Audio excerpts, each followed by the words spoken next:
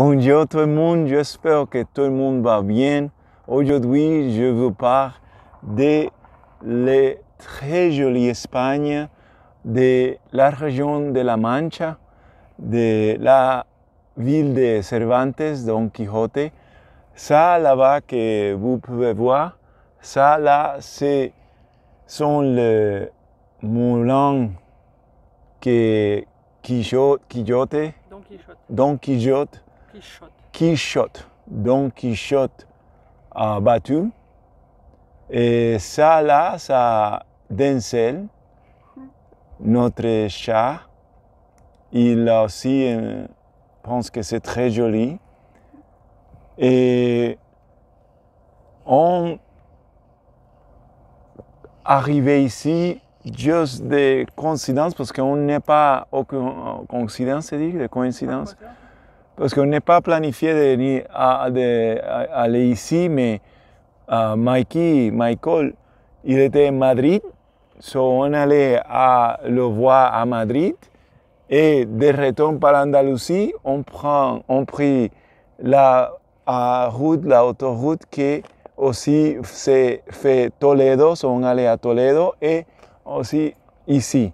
Et pour ces gens qui nous connaissent, on habite en notre camping-car, on habite la vie nomade et moi, je pars de mon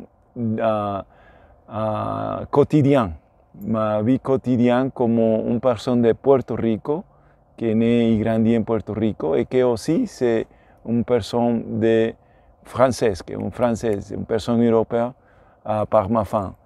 C'est un jour en la semaine, je parle en français, je fais le mieux que je peux en français. C'est ça pourquoi de temps en temps, ou beaucoup de temps, il y a des choses que je dis pas incorrectes ou incorrectes. Mais désolé pour ça, c'est juste que je voudrais que vous compreniez bien qui est-ce que je suis. C'est ça pourquoi je le fais comme ça. Et aussi, je lis un livre en français. Avant ce livre, maintenant, je vais lire Le Petit Prince. Et maintenant, je lis un livre qui s'appelle Insoutenable Paradis de Gregory Puy, il a un podcast qui s'appelle Blanc. Il est un podcaster.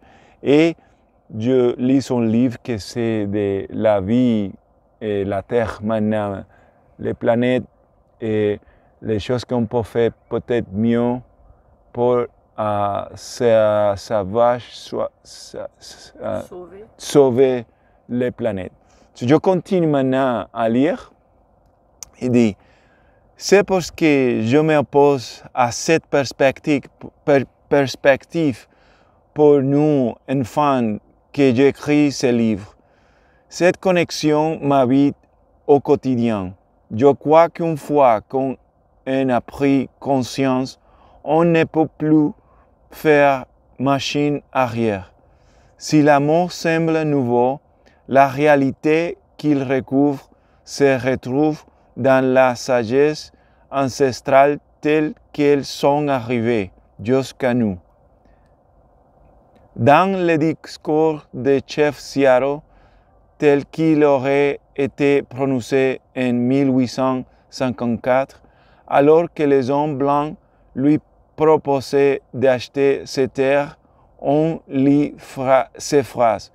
Vous devez apprendre à vous, enfants, que le sol qu'il voulait est fait descendre de nous à eux, pour qu'ils respectent la terre.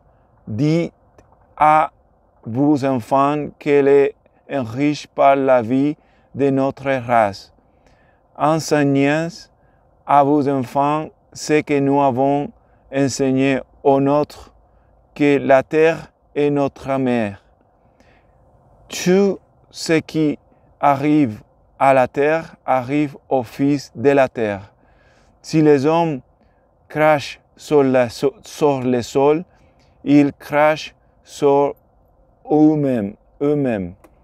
Peut-être ces paroles ont-elles été réécrit, mais l'école que l'on dit le rapport des Indiens à la terre, ce rapport que nous avons perdu.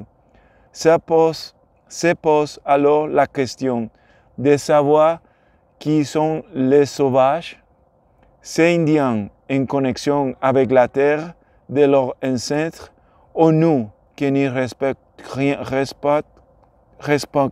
rien et considérons la nature comme une ressource dans laquelle on pourrait puiser indéfiniment sans se soucier de ce qui arrivait ensuite.